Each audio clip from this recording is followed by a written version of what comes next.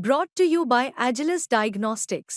Health test की बात आती है तो मैं भरोसा करता हूँ India largest diagnostics company Agilus diagnostics. खुद को टेस्ट करते रहो। लेकर जो विवाद चल रहा है सर, उसे आप किस तरीके से देखते हैं, वो क्या है?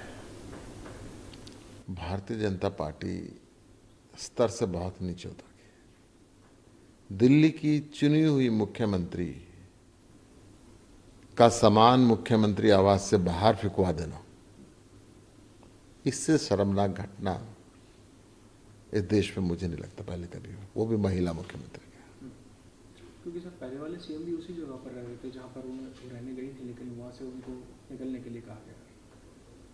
उनका सामान उठा के बाहर फेंक दिया गया।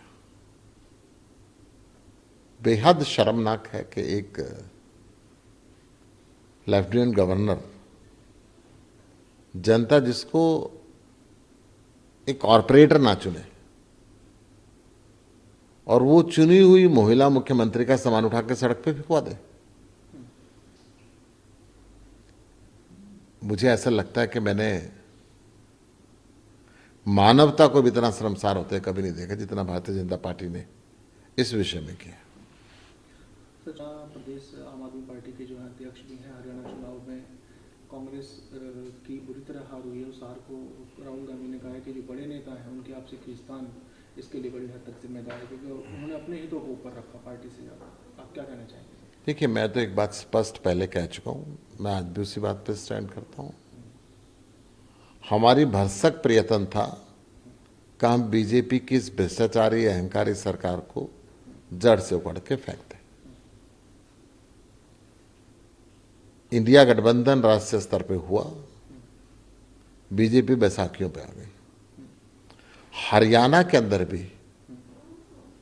आम आदमी पार्टी ने गठबंधन का पूरा प्रयत्न किया। आखिरी 3 दिन जब बचे और कांग्रेस ने अपने प्रत्याशियों की लिस्ट जारी कर दी, उसके बाद मजबूरन हमें अपने कैंडिडेट 90 के 90 उतारने पड़े। अगर गठबंधन होता तो आज स्थिति कुछ और होती। मुझे पूरा विश्वास है कि 70 सीटें गठबंधन की आती, गठबंधन की सरकार होती और हरियाणा से इस अहंकारी बीजेपी की विदाई हो गई होती। क्यों नहीं हुआ, क्या नहीं हुआ, ये तो कांग्रेस के आत्म मंथन की बात है, वो मंथन करेंगे, परंतु आम आदमी पार्टी पूरी तरीके से तैयार थी। सर लेकिन जो 1.79% आम आदमी पार्टी को मिला है और कोई सीट नहीं मिली है, तो क्या जब इलेक्शन पोलराइज होता है करने की जरूरत है दोबारा? आम आदमी पार्टी तो मंथन कर ही रही है। मैंने बतौर प्रदेश अध्यक्ष 2 लोकसभाओं की सोमवार से मीटिंग रखी है। पहले मैं महेंद्रगढ़, भिवानी और रोहतक लोकसभा के कार्यकर्ताओं की मीटिंग जज्जर में करूंगा सोमवार को। मंगलवार को हिसार और सिरसा के साथियों के साथ बैठूंगा। बुधवार को अंबाला और कुरुक्षेत्र के साथियों के साथ बैठूंगा और वीरवार को सोनीपत और करनाल के साथियों को, और शुक्रवार को फरीदाबाद और गुड़गांव लोकसभा। इसी तरीके से 10 लोकसभा के सारे प्रत्याशियों से मिलूंगा। हमारे सारे स्टेट लेवल के पदाधिकारियों से मिलेंगे और इस पर आत्म मंथन करेंगे। तो जो हरियाणा चुनाव, दिल्ली के जो हरियाणा से लगे हुए इलाके हैं, दिल्ली विधानसभा चुनाव में क्या इसका असर उस पर पड़ेगा? क्योंकि जाट बहुल क्षेत्र है भारी। देखिए, दिल्ली के अंदर अरविंद केजरीवाल जी चौथी बार सरकार बनाने जा रहे हैं। अरविंद केजरीवाल जी जाति की और धर्म की राजनीति नहीं करते। अरविंद केजरीवाल जी समाज के अंतिम छोर में बैठे हुए व्यक्ति की परवाह करते हैं। उसके लिए अच्छी शिक्षा का प्रबंध करते हैं, अच्छी चिकित्सा का प्रबंध करते हैं, 24 घंटे बिजली पानी का मुफ्त प्रबंध करते हैं, बुजुर्गों को तीर्थ यात्रा, महिलाओं को फ्री बस यात्रा, अनेकों योजनाएं अरविंद केजरीवाल ने चलाई। अरविंद केजरीवाल की कोई भी योजना गरीब के लिए और अमीर के लिए अलग नहीं है। दिल्ली सरकार एकमात्र ऐसी सरकार है पूरे हिंदुस्तान में जो सबसे ज्यादा मिनिमम वेज देती है, लगभग 20,000 रुपये महीना।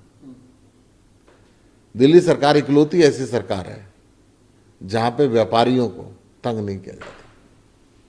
दिल्ली सरकार किसान का, मजदूर का, जवान का, महिला का, बुजुर्ग का, सबका ख्याल रखती है। सर ऐसा देखा गया है जो ग्रामीण क्षेत्र है वहाँ पर अभी पंचायत का आदेश ही चलता है, पोलराइजेशन जो है वो पंचायतों के द्वारा ही हो जाता है, तो उस चीज़ को कैसे रोकेगी? पंचायत खुद अरविंद केजरीवाल को चाहती है। अरविंद केजरीवाल जी के नेतृत्व के अंदर जो विकास दिल्ली के अंदर हुआ है वो अपने आप में काबिल तारीफ है। सर महाराष्ट्र सरकार रतन टाटा जी को भारत रत्न देने की बात कही है कि अनुशंसा करेंगे वो लोग केंद्र सरकार से, तो क्या इस बारे में आम आदमी पार्टी का क्या कहना है, उसकी क्या राय है?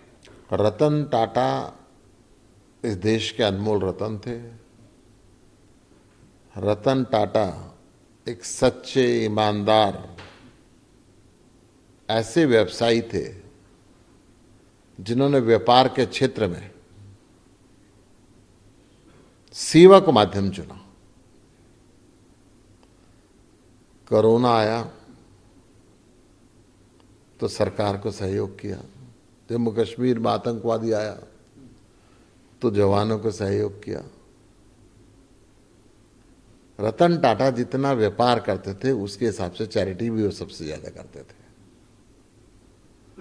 रतन टाटा ने इस देश की शाख, इस देश के व्यापारियों की साख पूरी दुनिया के अंदर बढ़ाई है।